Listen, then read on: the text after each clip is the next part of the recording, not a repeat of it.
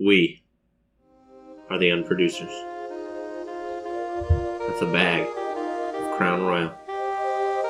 Today we're talking Neon Genesis Evangelion.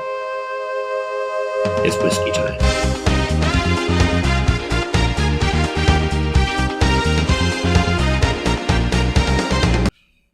Let's crack this fucker open. Majestically. Royally. Yes. Did you know, Eric? Sure. The color purple has long been associated with royalty all across the world due to the difficulty of creating purple dye in the ages long ago. Yeah. Is that why the second Eva ever made and Gendo's wife is purple? Don't talk while I'm opening this. You'll make me look like an idiot. You're an idiot anyway. I have no fingernails. Wait, I got it. I definitely got it.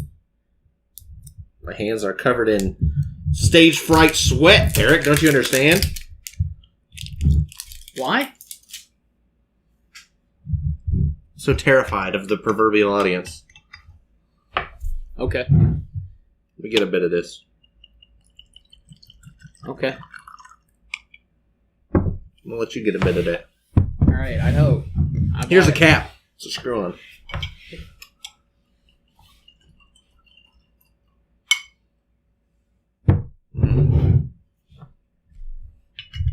I could have done it. Let me look. Watch this.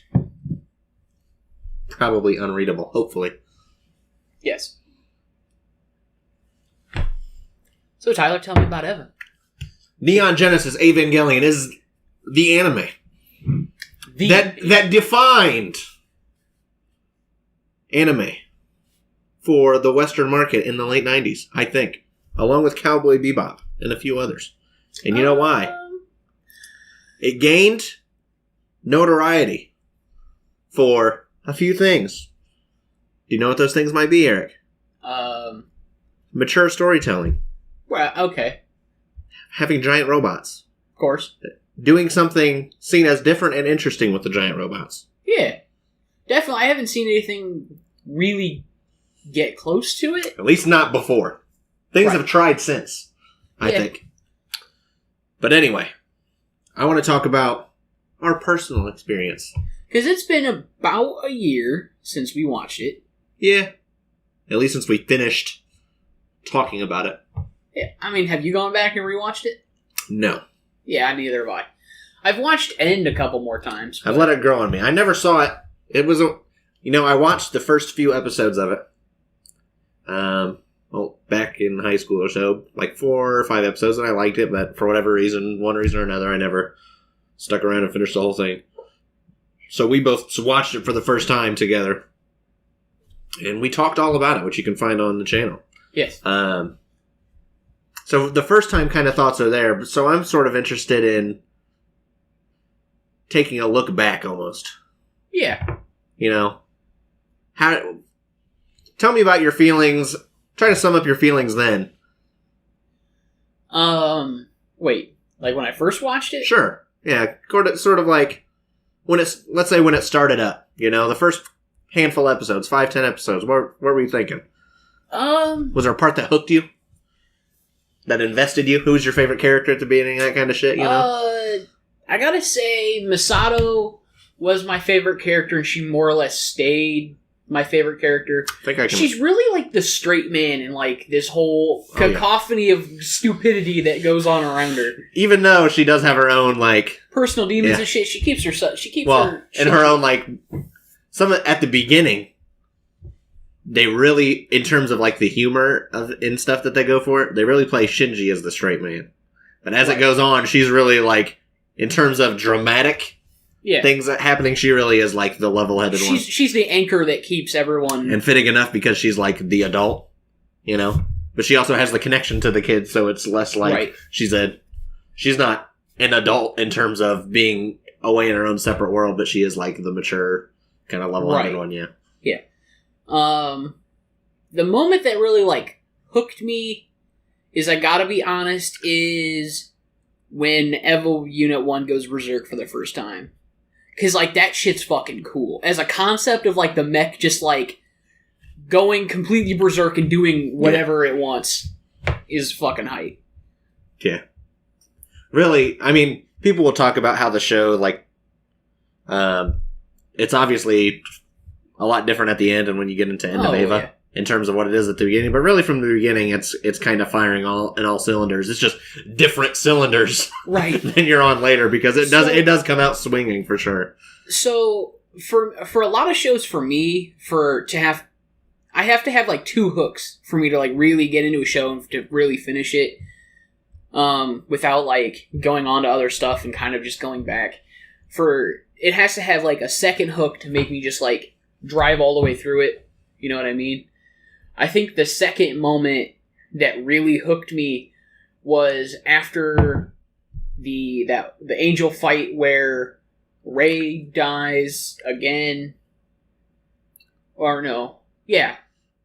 Wait, I'm trying to remember if it's this way in Eva and in the rebuilds, because the rebuild, I like it threw your shit into whack. Because I've got like whole Mandela effect shit going on where I'm like, did this actually happen in the anime or in rebuilds? Do your best. Someone will correct us, I'm sure. Right, but what ends up being Zeruel, if I remember right, and it like Evuna 1 goes like fully berserk and Shinji gets like swallowed up by it. And, like, all the armor shit comes off of it, and it's all wrapped up in the crazy-ass bandages, and it's, like, the one eye's, like, staring, and it's, like, that moment really hooked me, is, like, when, Misato and, the scientist, Ritsuko. Yeah. We're talking, and, like, just Eva Unit 1 is, like, in the background, all fucking creepy looking, just, like, this, and it's all in silhouette and shit, yeah. Yeah, that moment definitely hooked me to finish it. And I really think all of the... I really like all of this stuff at the beginning, too. Like, I like all the one-offs, sort of, let's fight an angel this episode, let's fight an angel this episode, let's hang out with friends, kind of, but it's weird and it doesn't really work out, but let's fight an angel this episode. Like, I like the one where they divert all the power from all of Tokyo 3. Oh, yeah, to kill, Ramiel. Yeah. Yeah, that's great. Of course, Ramiel's best girl, so. Of course, yes. My favorite from this batch of episodes, well... Obviously, there's the episodes that introduce Asuka, but my favorite of this in this beginning portion, we'll call it. Maybe the first half is the one where they have to at the end of the fight does like sync to the timer and the music. Dance like you want to win. Yeah, that one. Yeah, is still like super memorable. Probably one of my top 3 episodes of the show. And another great episode from that kind of from like the really first half is Magma Diver. Yeah, when it's like that whole the kind of first couple. Like, Asuka-focused episodes are really good. They're really well...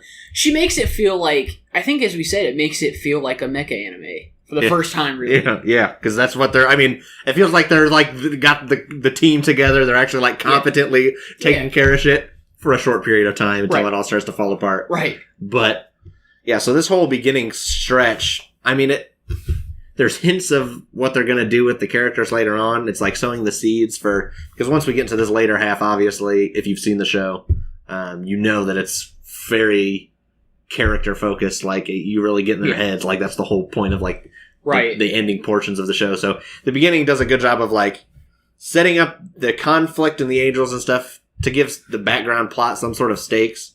And also, like, planting the seeds of all the characters and stuff. But keeping it more, like, light. Yeah. Relatively light and fun for the most part. Like, each episode has a whole complete, sort of story to it for the most part. Right. And so it's like bite size before you move on to that main course later on. Right.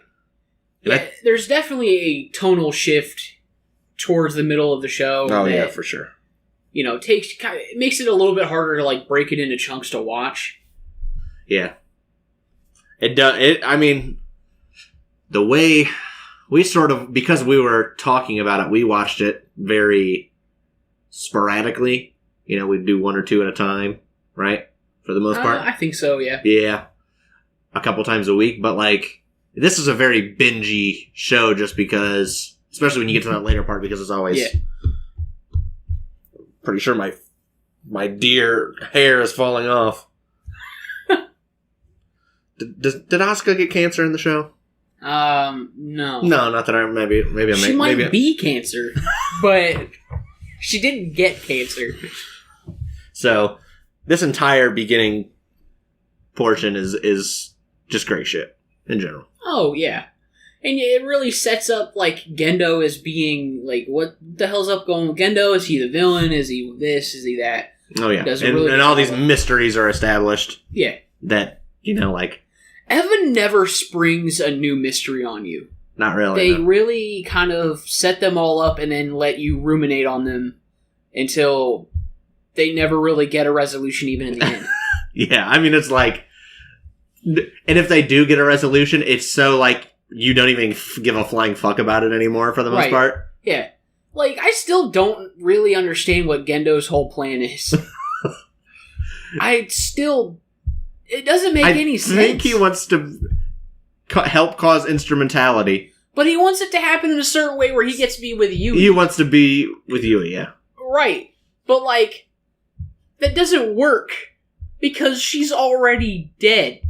Yeah. In the robot. That's right. Yes.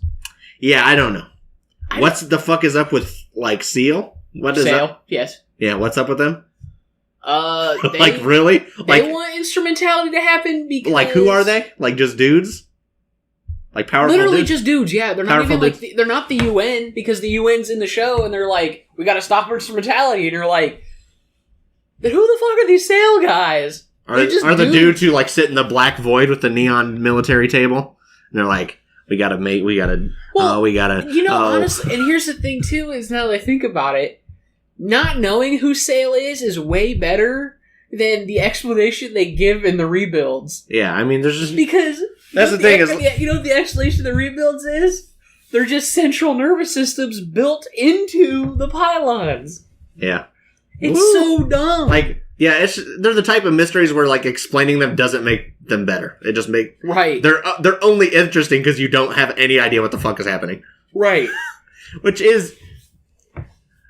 This is, like, one of the best examples of that kind of storytelling. I'm not thinking of any other examples immediately, but where, like, the actual plot is often extremely confusing and incomprehensible, but because the characters are so grounded and relatable and understandable and well fleshed out that, like, you are sort of feeling how the characters are feeling. Like, what the flying fuck is possibly going on right now? Right. Right. So, it does a good job of that, because it does create the feelings that the characters have of, as shit starts to fall apart, of like, flying this makes no fucking sense. Yeah. Also, can we talk about, like, why their plan to just put Shinji in the robot in the first episode makes no fucking sense? Because they're like, here's this kid who hasn't seen his dad in... a couple years. Several years. Yeah. And we're going to show him this big-ass facility that's shaped like a pyramid. Essentially Bass Pro Shops.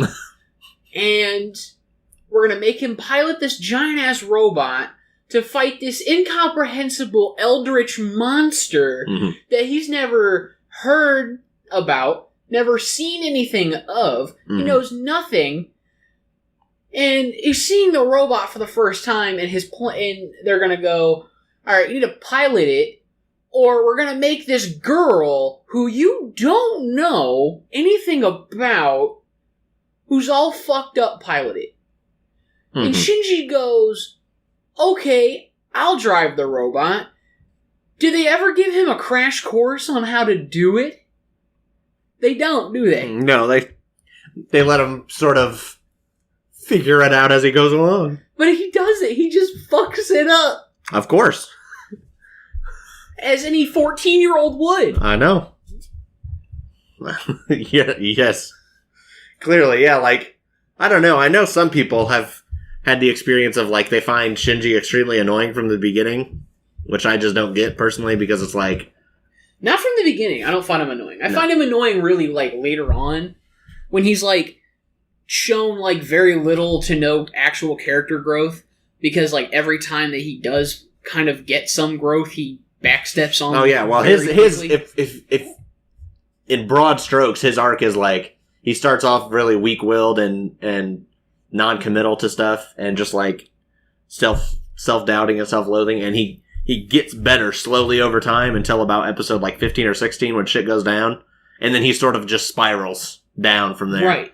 Yeah, so he definitely like backsteps. Like hardcore. Yeah. Until like the very, very end. Yeah, until the very end. Like the last episode, episode and a half, 2 episodes is pretty much him like having some sort of resolution in that front. So right. Yeah. So all because Gendo wouldn't hug his kid. Gendo's different. Yeah. Let's talk about Gendo now. We might as well, right? Chessmaster Gendo. Mean daddy. Son of a bitch. Glasses pusher upper. Yeah. Sits alone with a black background. Okay, so let me thinking about his dead wife, Gendo. Let me ask this question. Who pushes their glasses up cooler? Gendo or Captain Kuro from One Piece? Captain Kuro does it lame, but it makes sense. Right. Gendo does it like cool. Right. You know? They try, you know, you can only make pushing up glasses so cool in reality, despite how hard the Japanese will try. Right. Yeah, no. Do you often find the need to adjust your glasses? Not like... Yeah, like I never have them down like enough. I'll move them like around a little bit, but I've never had to like push them up like. No, but don't you know you have to look at the camera menacingly and push your glasses up when your evil schemes are happening that you so brilliantly planned in advance. You place the dominoes. Yes. As efficiently, expertly, scientifically, dynamically, and sexually as possible. Yeah. You flick them over. And then you push your glasses up as you stare into the camera. Yeah. All in order to be with your dear, dear dead wife. The best Gendo episode is the flashback episode, which I believe is episode 20, which is pretty much all about Gendo and Yui for the most part. Yeah. That obviously, most of his character that you know, like most of his backstory, you find out about in that episode. Yeah. Most of his best moments are in that episode. Just a really strong episode in general. Right. Full of good shit. And I don't find his character unbelievable or anything. I do find him frustrating. Yeah. Just because as a person what he's doing is frustrating. Right. Especially towards his son. Exactly. It is a little bit hard compared to like what we'll call the main four. If you would agree, Shinji, Rei, Asuka, and Misato. He feels a little bit outside of that circle in terms of it's hard sometimes to get really in his head. I feel like all the other characters... Hold on for like 1 second. Do Asuka and Gendo ever talk? Not that I remember. Nothing, not at any point notably, no. Right. Because I can't remember a single notable conversation. Right. They might have an exchange. I don't think they do. Yeah. I mean, I'm not positive either way. I think she talks to Fuyutsuki, but I don't think... She ever talks to Gendo ever. Yeah, Gendo, and that's one reason that, and this isn't a criticism necessarily of his character, but he is, like I said, a little bit impenetrable. I think he's aloof, partially by design, right? But it is hard to get into his head, and he doesn't have meaningful relationships with anybody else. Chalk's dilemma, bro. Which is partially that, and it's interesting just because he wants to enact instrumentality, which is the opposite of how he acts as a person. Right. Well, I mean, he doesn't care as long as he gets to be with you again. Yeah. So, it's just, that makes him a good, because in a lot of ways he is a central antagonist. Yeah. Even though he's also, he's not a protagonist, but he's like, you know, he's pushing all of the main characters to do what they have to do, but in the background, he is like, you're hoping that something is going to fuck up what he's doing, because obviously you don't want him to be doing what he's doing because he's an asshole and a shitty dad. Got, like, I'm so fucked up, but it's like a creepy alien shit going on in his hand. Yeah. Yeah, weird flesh bubble shit. Yeah. Pretty sure there's an eyeball in there. Yeah, pretty gross. Yeah. It's like Nightmare from Soul Calibur. And while we hit Gendo, I think we can talk about like Yui and Fuyutsuki too, just to... Yeah. Because I don't have a ton to say about either of them. Yui I like. She's pretty much portrayed... As like a pretty good, like, mom. Well, what mom. I like is she is not portrayed really as, like, a person, for the most part. She's just portrayed as how Gendo and Shinji remember her and see her. Right. In their memories. Yeah, you see... For the most part. You see a little bit of her. You see their perception of her. Yeah. Well, you see a lot of her in the flashback, too. Yeah, that's what I mainly meant, is you see her. But up until that point, and after that point, but, I mean, I guess mainly before... The primary way that you see her character and you're supposed to interpret her character is as Shinji sees her and thinks about her and remembers her and stuff. Right. Which obviously is more glamorous and idealized than it ever was in real life, I'm sure. Real life in this cartoon. Right. But, and you kind of get Fuyutsuki's perspective on her too, because he was her professor in college. Yeah. And so he kind of fondly remembers her too, sad at hearing her death, and I think he just helps Gendo because Gendo was married to Yui. Like, he doesn't believe in Gendo's plan. Yeah, unless I'm misremembering, it is a little hard to parse down exactly. He doesn't seem dedicated necessarily to the plan. He's more dedicated to, like, Gendo and Yui's memory. And he often finds reason to not like some of the shit Gendo does, obviously. Right. And he's sort of a grounding. He grounds Gendo a little bit. I think that's kind of his function as a character, is just to make Gendo not completely unapproachable, because he has some sort of relationship with Fuyutsuki, you know? Right. Obvious, you know, and we don't even see a ton of that, but it's still like, you know, sometimes Shinji will talk, you know, once or twice he talks to Fuyutsuki about his dad and stuff, so it's a sort of a gateway to learn a bit about Gendo. No. That happens in Rebuild, when they play chess. I got Mandela. I've been Mandela yet again. Damn you, Anno. Right. Damn you! That's the problem. Like, it's so hard to, like, parse through shit, because you can just, like, remember this stuff through the lens of, like, what the original anime looked like. Positive they never had a conversation like that. I do not believe they do. I don't think they do. Well, one of us is getting Mandela, and it could very well be me. But anyway, regardless. I hope I'm wrong. Regardless. Not super interesting, or like I said, he's even less of a main character than like Gendo is, but he's enjoyable. I like him. Yeah. I think he serves his role well in the story, and I'm trying to remember exactly what his face looks like when he gets gooped in at the end.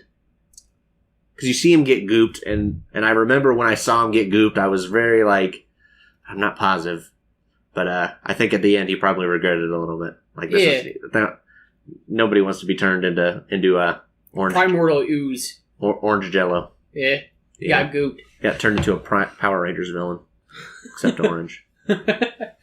Yeah, I guess we can kind of speak on that, where that would be horrifying to watch. Yeah. Could you imagine being the last dude who gets gooped? The last man ungooped. Right. Yet on Earth. The Omega Goop. You watch everyone around you get gooped, right? Just everyone turns into goo. And you're just watching it happen, and then this mysterious blue-haired girl that you've never seen appears, and then you goop. That would be incredibly unfortunate. Right. Yeah, let's talk about instrumentality in general. And how it relates to... Makes no fucking sense. And how, well, you mean logistically? Just it makes no sense in how does this solve any problem ever? Oh, yeah, no. You really get it when you get to this point. It's really logically the plot doesn't make sense, but it's obviously is making a statement about the themes of the show. Which I was going to say, let's relate it back to some of the themes that we wanted to talk about like making connections and social anxiety, and let me put it this way: Evangelion is a good show and it's complex and has a lot of depth, but the themes are not subtle. No, these are not subtle themes. No, Evangelion is not a particularly subtle show. It's about as subtle as a shovel to the head. Yeah, which has its ups and downs, but I think instrumentality as a final loss for the main characters works for me just because it feels like the ultimate, like, fuck you to the audience in a way.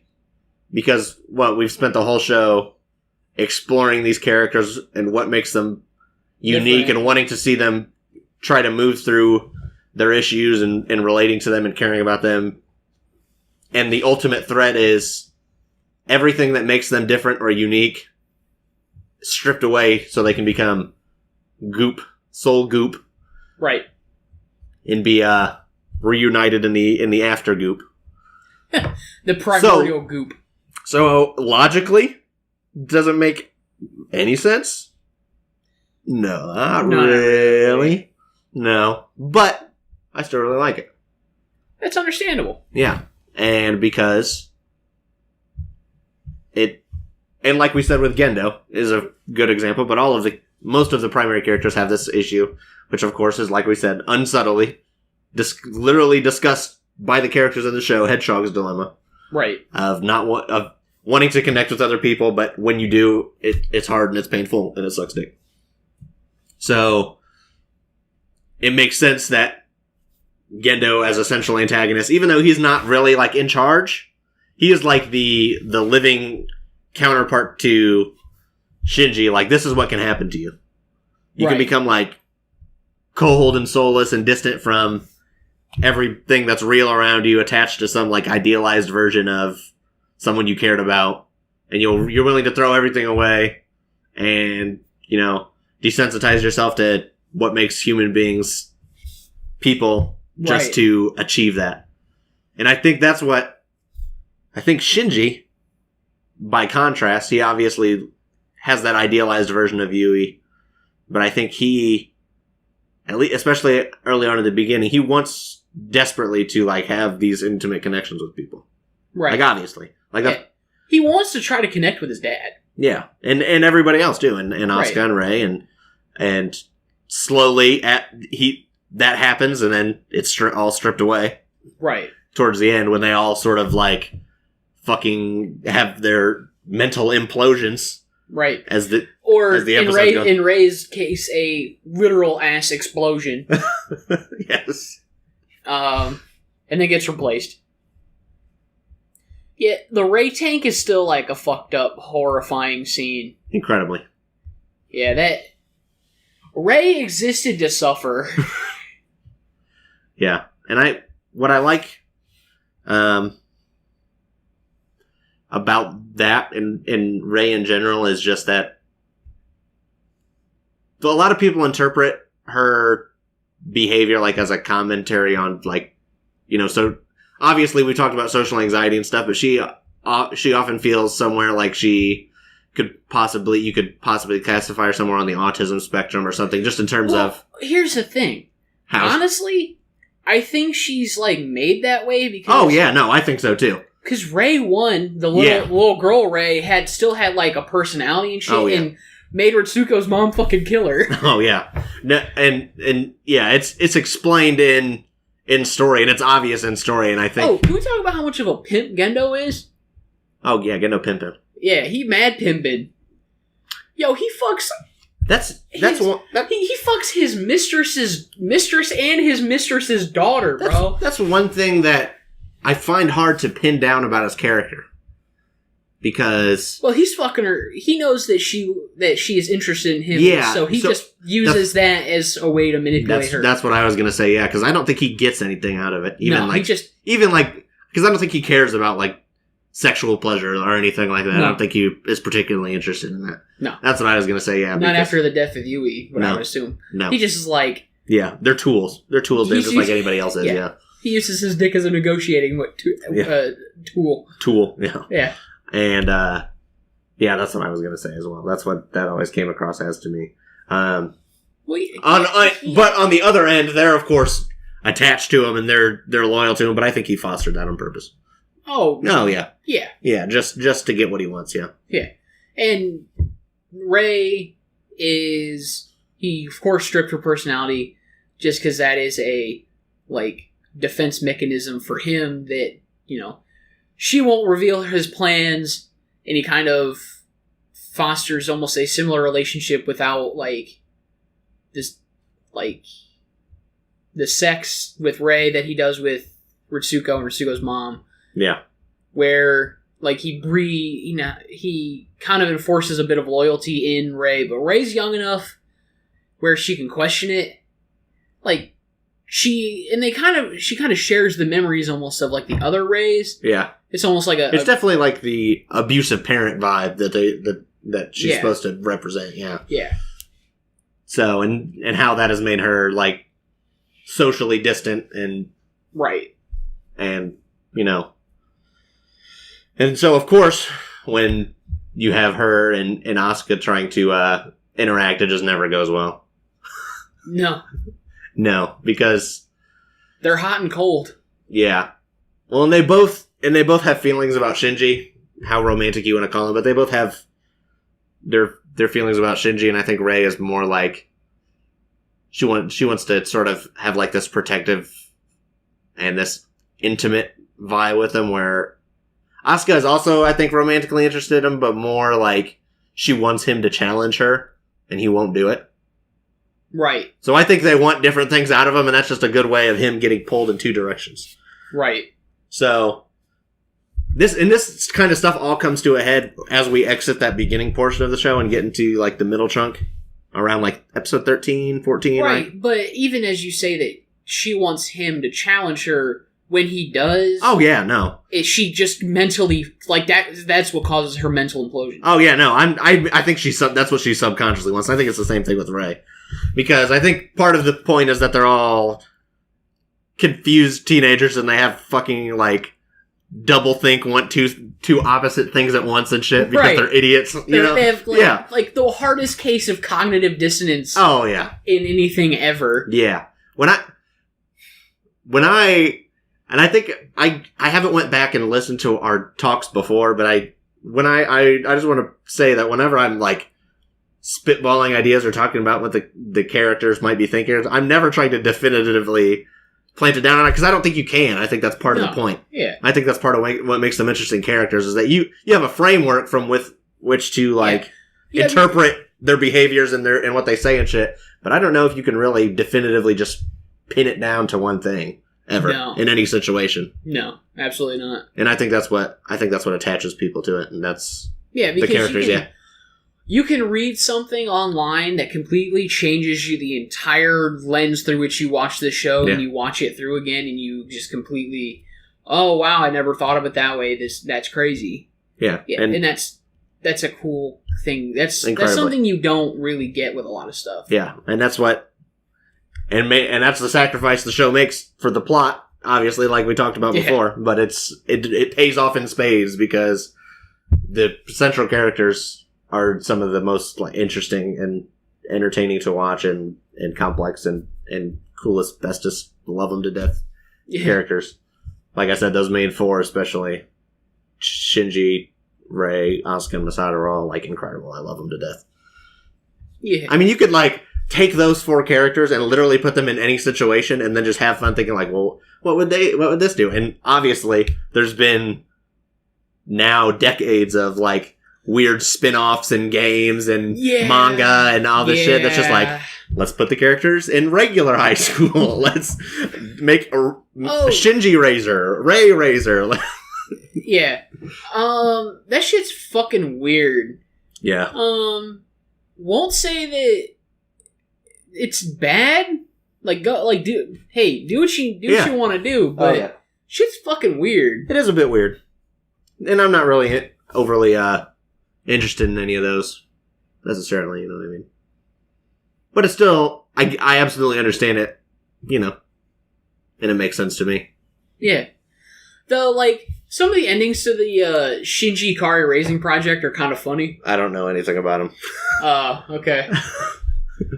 All right. We need to play the Shinji Ikari Raising Project. Do you know Japanese?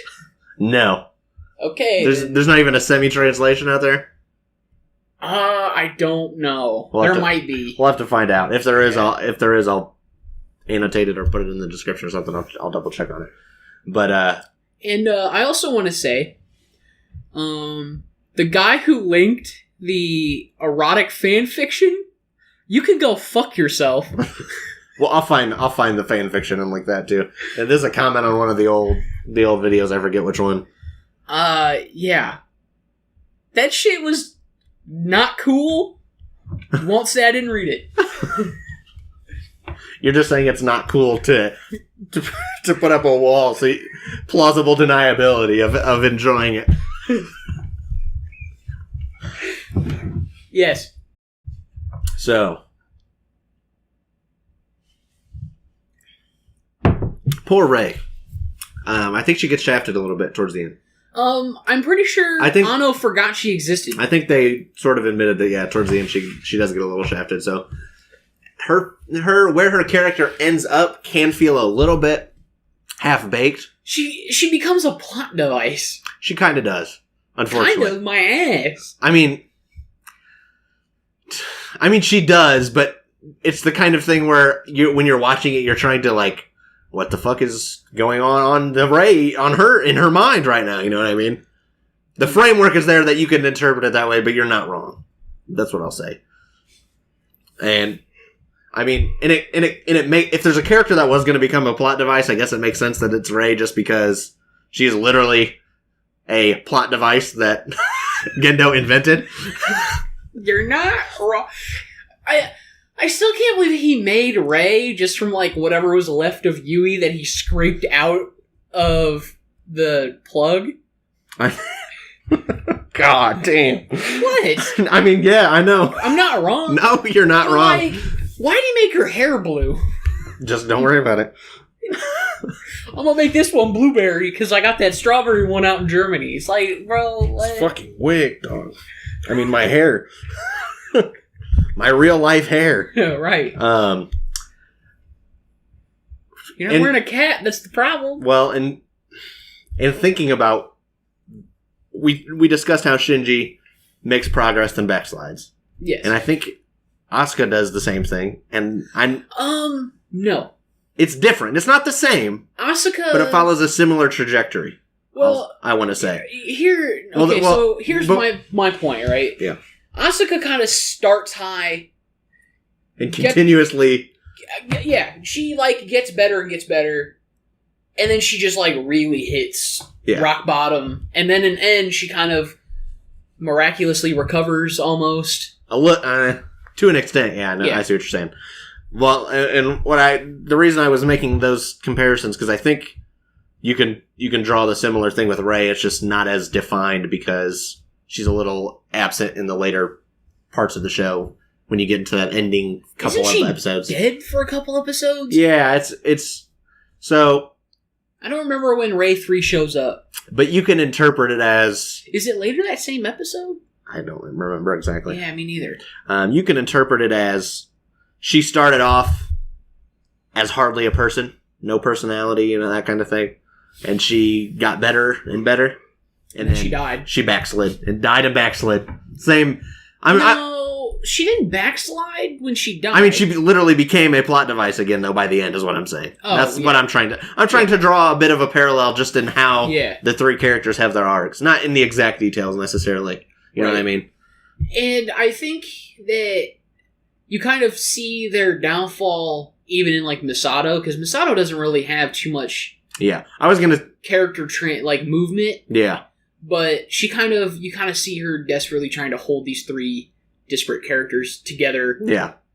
To still serve the common purpose. Yeah. And just not, like, fail as people. Right. She becomes a bit of a sort of a mentor, mother type of figure to them a little bit, especially when they're like... Yeah, because Misato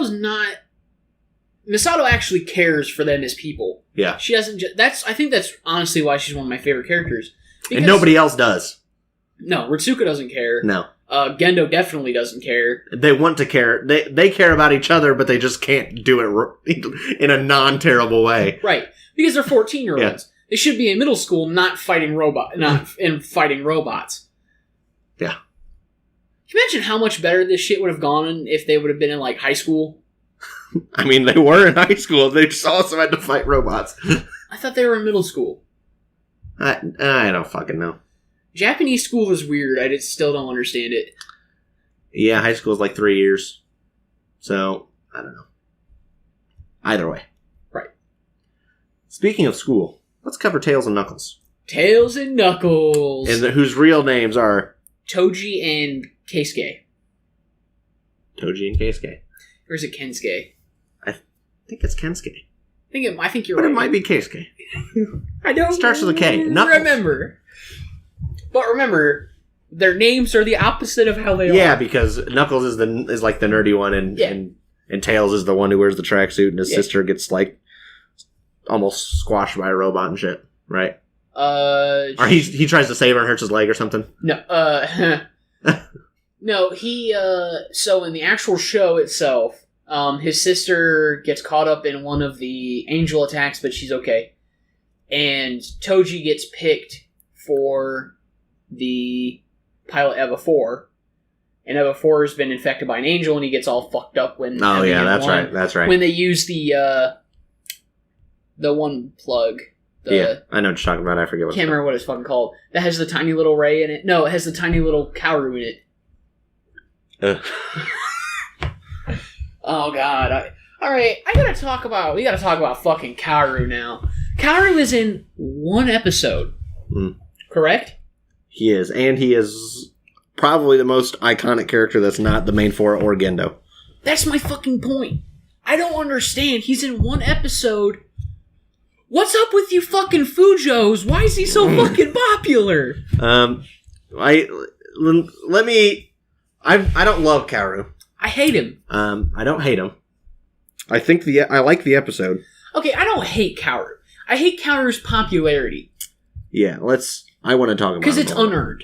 Because, I like what goes on in the episode a lot more conceptually and thematically than I do literally, because it ends up being just them like hanging out a little bit, and then Shinji has to kill Kaoru. Right. And there's like the fucking minute long shot of him holding him. Yeah. Yeah. And it cuts to black and here's yeah. I'm like, damn. So, but I like it conceptually, where it's like a last glimpse of possibly like maybe Shinji cannot be fucked, but it's not going to work out because it's pre-doomed. Right. Like you could interpret as like a statement on all of the relationships these characters try to have, but it's just like a microcosm on Fast Forward or something, where it happens in one episode and there's this glimmer of hope that it's going to be cool and great and awesome, and it's fucking miserable. Right. But as for his popularity, I think a large part of it is the gay shipping, of course. And I think another part of it is the white hair character design. And I think the episode is memorable. I think it's a memorable episode. Oh, yeah, it is a very memorable episode. So I think those three things in conjunction... It's also the last episode that happens in the series that makes any fucking sense. Because it's episode 21, and 22 starts instrumentality. I thought that one was 23 or 24. And then full instrumentality is the last two. I know that. Where it's completely stock footage and paintings and... Well, no, that's the last two episodes is like 23 and 24. Maybe the Kaoru episode's 22. Because I remember the last two episodes are the instrumentality, or the mental instrumentality, where... I thought there's 26 episodes in the movie. No. End is the last two episodes. Don't you remember it has an episode cut in the middle of it? Where it... Well, that's right. Yeah, I've seen the movie more times than you. Yeah. So I'm pretty sure instrumentality is like 23 to 26. Yeah. So, yeah, and you're right. It is the last sort of bastion of relative normalcy before the complete the series. Yeah. Because the movie starts out. Yeah, that's what I meant. Yeah, the last 2 episodes are really we finally get to we've foregone plot. We've foregone God, what the fuck was that? We've foregone traditional like storytelling type stuff, like the plot A to Z type shit. That's done. It's all just like, let's take this character and break them down for 10 minutes. And that's what it is for all these different characters until the end with Shinji. So, and honestly, I don't know. I think at the time, I might have been disappointed by this being the ending of the episodes if I was watching it week to week. But now, in retrospect, I knew what to expect going into it, because I just kind of knew the series has a reputation for the ending being absolute what the fuckery. Right. And I knew there was the movie afterwards too. So watching it, I was very pleased. I still do not understand why this series needs 2 recap movies and a capstone movie. Yeah, that's a whole nother rebuilds. It's a whole own thing. I think we better save the majority of rebuild shit for like a rebuild discussion when this last one comes out. You know what I mean? Next year, right? Yeah, because I think we'll go on forever on this shit. Oh yeah, the rebuilds are bad. Oh, yeah. I shouldn't have said that. We'll get copyright strike again. But anyway, I really adore the last 2 episodes. They might be my favorite. I think they're really good. I like them both a lot. I really like the ending of the series in general. I think it works. Like I said, at this point, as long as you're willing to just accept the wild ride and just like stick it out with the characters, I think you're rewarded. If you're expecting some like comprehensible ending to the plot, at least in the actual episodes of the show, then you might be upset. Don't watch it. Yeah. Sorry. So, and the ending scene is just iconic. I don't even know how to break it down. Just everything. Oh, and then? Just in the series itself. Before we even get to end with Shinji's like final breakthrough and everyone clapping and the whole congratulations scene. Oh, right, yeah. Yeah. I don't even want to start to try to break that down or analyze it or whatever, but it's just, it really is. It's worth it. And the scene of him sitting in like the folding chair is also like fucked. Yeah. Like it's so. I feel like it really pays its due. It pays dividends in the end of like, and it does for all the characters too. Right. Oh, and it has the last 2 episodes definitely have one of my favorite moments of the series. And what? Alternate world like Eva, where like Yui and Gendo are happily or married, and Rei and Shinji are next door neighbors, and Rei's the new girl. It's just like, I would watch and there is a manga of the that slice of life kind of part at the end. I don't remember what it's called, but because I still need to read it, but yeah, and that's just another example of how you can take these characters and put them in the show does itself. Right. So put them in this other situation and you can run with it. Also, like another like one of my favorite moments from those 2 episodes is like where they're kind of talking about like how Shinji wants to be alone in the world. And it's like just like plain drawing, and like Shinji gets drawn out, and it's very interesting and kind of I don't want to say cathartic, because it's not really cathartic, but it kind of tickles the right nerve, and I think it pays off all the characters in like the best way. Yeah. And yeah, I mean, at this point in the show, I didn't want anything else out of it necessarily. You know what I mean? Yeah. I didn't necessarily like, if there was no end of Evangelion overall, I think it would obviously be worse because an end is so good as an ending and as a wrap up in terms of the actual plot side, but also the instrumentality stuff too. But I don't think I would be pissed off necessarily or anything. I would be more confused. Definitely. But I wouldn't be completely upset by this as an ending, just because it really pays off what the beginning has been setting up of just the characters trying to have some sense of not being terrible people and hating themselves. Yeah. And it does it. It pays it off. So, anything else like in the main body of the series you feel like we didn't cover? Not really.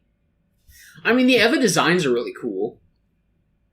Like they're all. I like all the character designs. I like the aesthetic of the show. Yeah. I like the. I think all the music's pretty good. I think the battle scene animations in particular are all like really great. It's got very solid animation. Oh yeah, it never feels like it's except that one episode. Oh, what's the one? What's the one where they're all ugly? Oh, we bitched about it. It's like 6 or 7. There's one episode where they're all ugly. It had a different director. Oh. Yep. We talked about it. I remember. I forget which one. I'll go back and find out. Okay. Oh. But besides that, what was one thing that that nobody I've ever really seen talk about is the Jet Alone episode. That really shows like how competent Misato actually really is. Yeah. Because like that episode is really all about Misato. Yeah. It's one of the only ones that's like really completely focused on her for the most part. Right. And it really feels like a mech anime in that one. Oh yeah. That more I think more than any other one besides maybe Asuka Strikes or like Magma Diver. Like those 3 really pay on that feel. Yeah.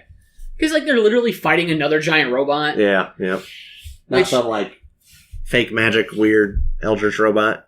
Right. Thing, diamond, geometrical waifu. Right. And it's a very, very, like, I like it. I know some people don't, but I think it's definitely, I would rank it among one of my top. It's nice that it's in there, more than anything. I don't know if it's one of my, It breaks the pace.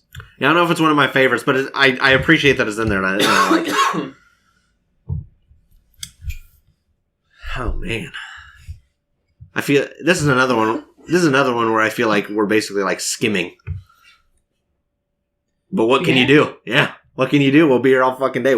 Plus, like I said, if you're interested more in our like as we went thoughts and some deeper kind of stuff, I'll link our old playlist in there. I think in general, I'll save the in general a year on stuff for after we cover End. So End. Holy fucking shit. Definitely one of my favorite movies of all time. I agree. It's probably in my top 10 or 15. Even, like, obviously you can't, like, separate it from the series, but just as a film, it is also really enjoyable to watch. Yes, definitely. The fight scene... the storming of Nerve is still one of the most intense, like, scenes of violence that I remember. Right? You know, like you'll watch 300 and you're like, okay, what particular moment stuck out in this movie for me? I can't think of really one. And I've seen 300 like 3-4 times. But I've seen End of Eva 4 times, I'm pretty sure. And that scene still sticks out to me. Even if it's the beginning. Like, it still sticks out to me. Yeah. Because it's, like, so needlessly brutal. Like, it's like people who have ostensibly done nothing wrong. Yeah, and you've gotten attached to a couple of the side characters a little bit because they have their little moments. Yeah. So then it feels like an attack on them. Yeah. Oh, too. Definitely. But they don't get killed by by the JDF. But no. It's just I think that's what makes this partially work in general is that they represent to us Nerve the man, the human level of it. Right. So this feels like an attack on that. And that's what helps it work. Can we also talk about how useless the Nerve guys are? Yeah. They're fucking useless. Yeah. They have guns, but none of them shoot back except for the dudes in the control room. Yeah. They got fucking steamrolled. And then coated in plastic? Yeah, not a good showing. Not their best. They got summarily wrecked. Yeah, they didn't impress. No, I must say. But I have to say, Misato once again impresses me with her nothing personnel kid moment where she, like, when the dude's, like, pointing the gun at Shinji, he's like, nothing personal, kid. And then, like, Misato, like, tackles the dude and, like, sticks the gun under his chin. She's like, nothing personnel, kid. And then fucking kills him. It's like, yeah, that's...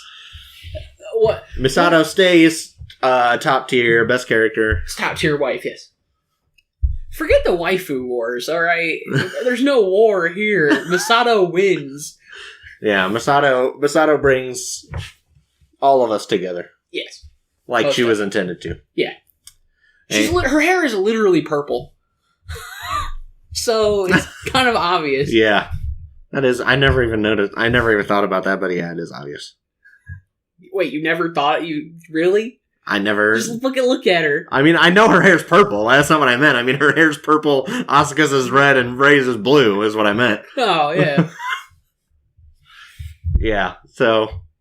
Misato is just great. Misato, a little bit, besides the instrumentality stuff, did fall a little bit out of focus towards the end of the show, so it's nice to see her, like... Yeah. She has a lot of good showings, this movie, and of course, her last scene is like... Shit gets me. Oh, yeah. With Shinji. Yeah. She fucking dies. Why do my favorite characters always die? It's fucked up. Yeah. Although, to be fair, most of the characters die. To an extent. In this. We're not exactly sure what the fate of everybody is by the end. Right. Well, the only two people... Okay, so what happens when you enter instrumentality? Do you die?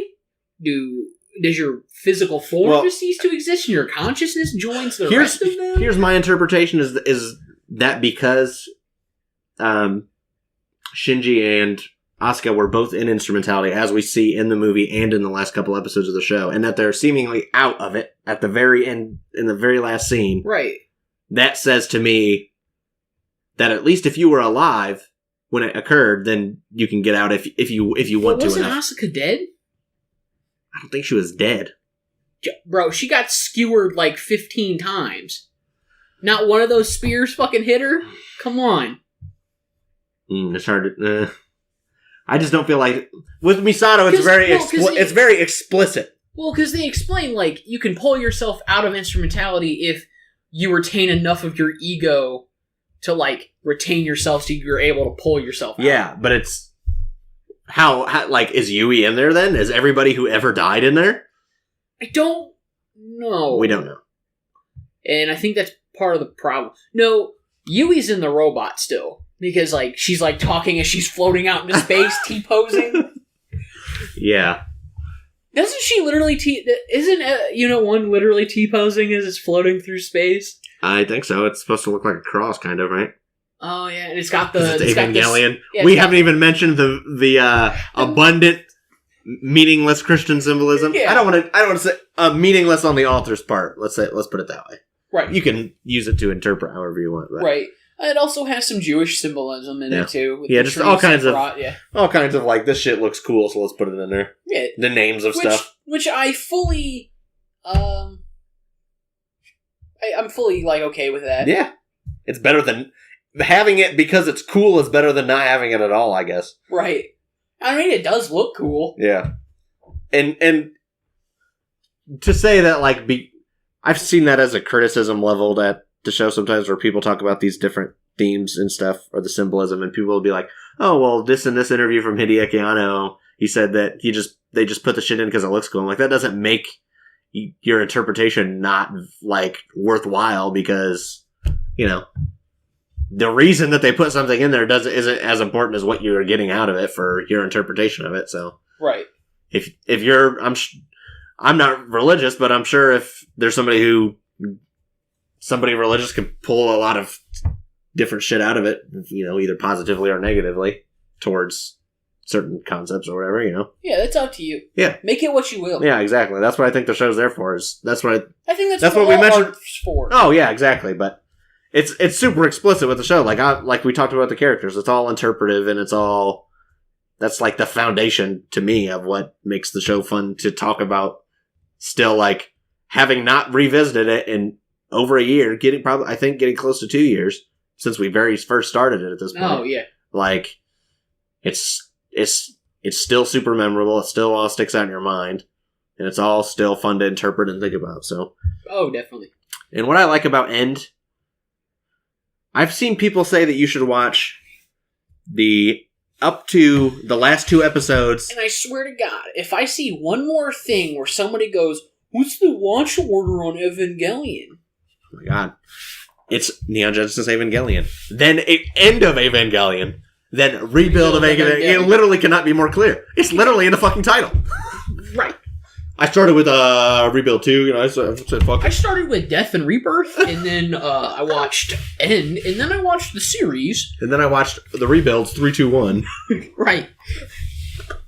No, but I've seen some people say that you might get more out of episode 23 and 24 if you watch them after End of Evangelion. Yeah. Because you kind of logically understand where they take place. Because the series just throws you in, you're like, is this instrumentality? What the fuck is this? What the fuck is happening? And then you... Right. But I like it how it is. Yeah. Because I think it's fun to be thrown in the deep end. And of course that's also experiencing it how it came out.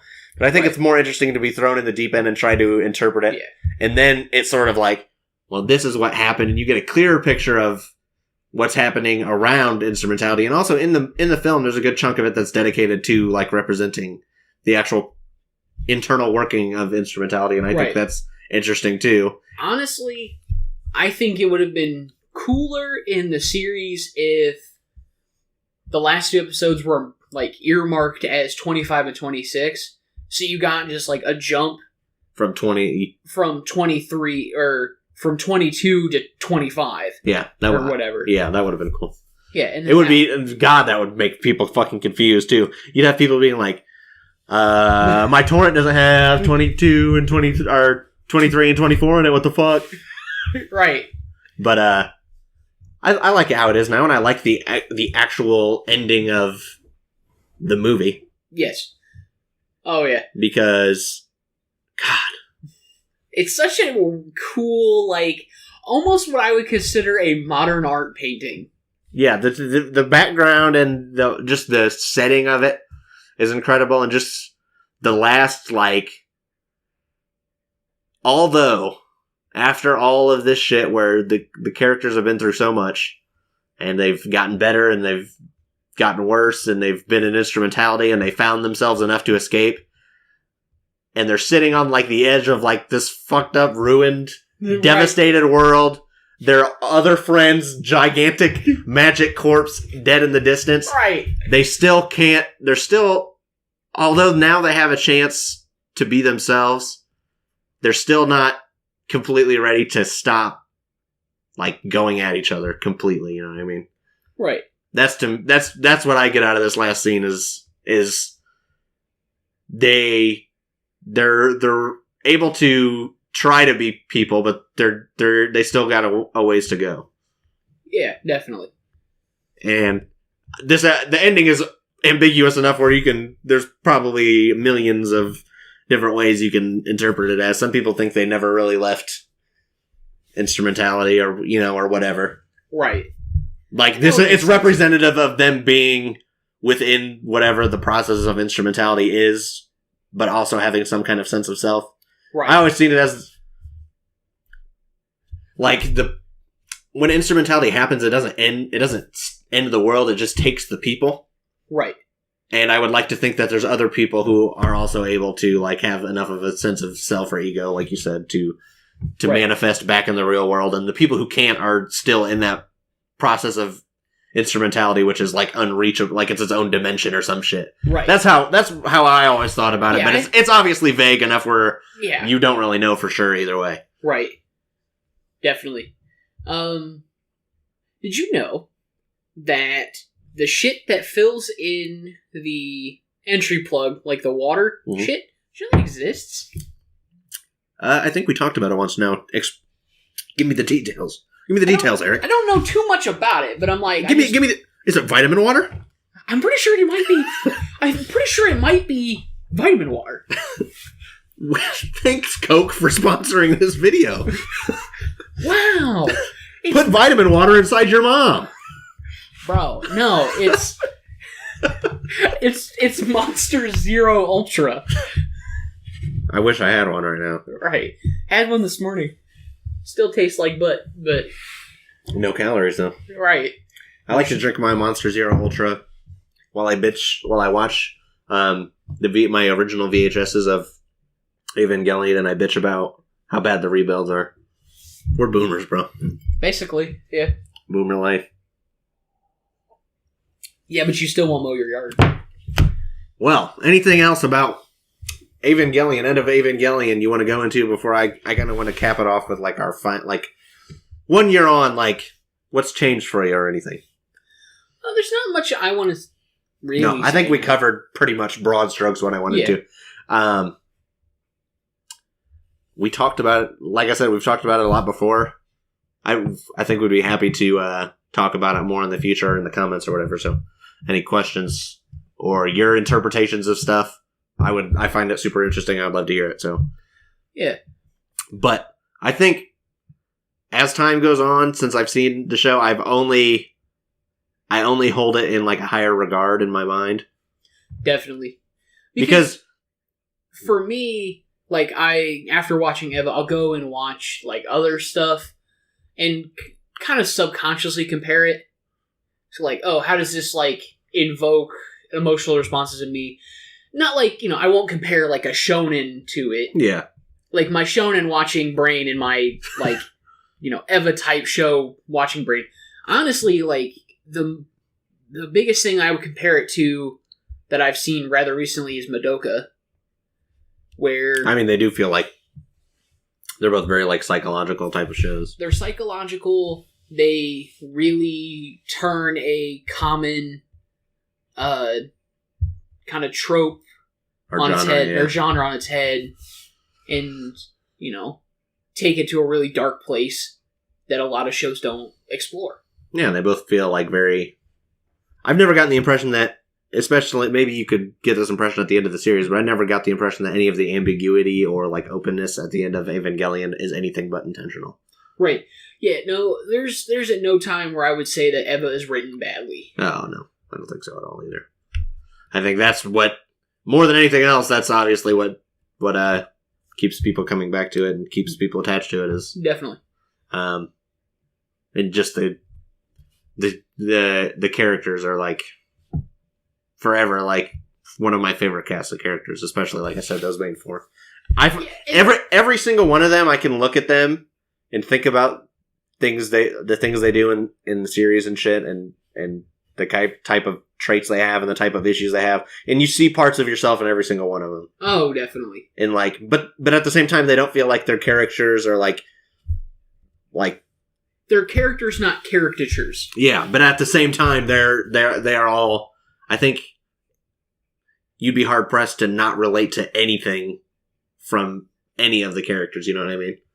Yeah. You might identify with a certain one more than another, but these characters are so good, like they've become their own tropes. Oh yeah, God, that's a great. I didn't even think about mentioning that, but yeah, especially the kids. Yeah, and especially Rei and Asuka. Yeah, I mean the entire like. Yeah, I don't even know if there's a word for the Rei besides the Rei, but the entire like how people write like tsundere characters. A ton of it comes from how Asuka's portrayed in the show. Well, Rei is... And usually done worse on both counts. Rei is something of what you can consider a kudere, who's like kind of the quiet, ice-cold kind of character who is still like interested in the main character. Yeah. Yeah. They become their own trope. Oh, yeah, and... They're exemplars of... And there's tons of good examples of, like... characters that are built off of them. Yeah, and parody and stuff. One of my... I think the... Nagato from... I was going to say, Nagato's the funniest Rei parody character. Because she's literally an alien. Oh, wait. Is she one of the aliens? Yeah, she's an alien. Oh. Gotta have an alien, a time traveler, and an Esper in your school club. Right, and the one dude's an Esper, right? Yeah. Okay.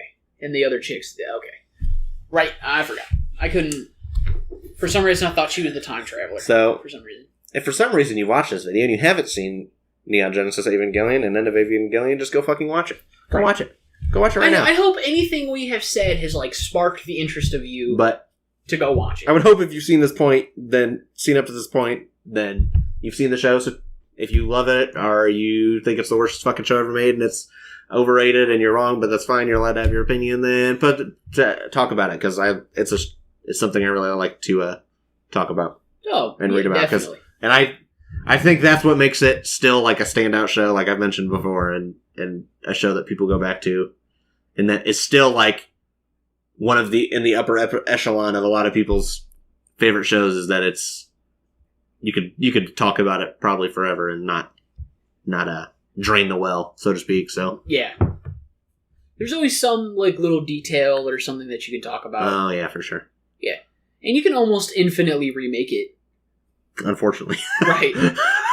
Right. Unfortunately. Yeah. It doesn't bother me. I'll just say this about the rebuilds. Overall I don't like them. No. It doesn't bother me that they exist. And for the most part I'm glad that they haven't like usurped the show. Right. In terms of, because sometimes when remakes and stuff come out, they're very different, and whether or not they're better or they're worse is out of concern, but they're very different enough where you don't want them to usurp the original because it's not the same. It's just not the same. At the end of the day, it's not the same thing. They offer different things. So, right. Except for Rebo 1. It's the same thing. It's literally the same thing. But with this type of thing, as long as it's... I'm glad that it's different eventually, especially in 2 and 3, even if I don't like it, because I'd rather it be that than like the same thing, but worse, or trying to replace the original. Right. That's how I feel about it. So, but we'll talk about those in detail another time, I'm sure. Anyway. We kind of more or less already did. Well, we'll see. Maybe after 4, we'll have enough of an excuse to crank out an hour about those, too. So. Yeah, we could probably crank out more than an hour. Yeah, if we really wanted to.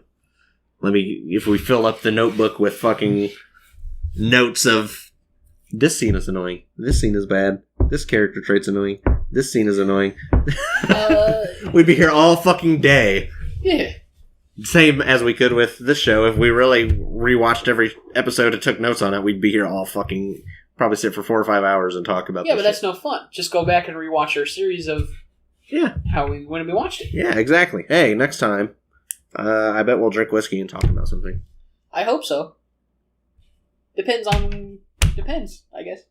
Yeah, depends. I'm wearing a couple right now. Because I shit my pants. They're diapers. Yeah. Kill me, please.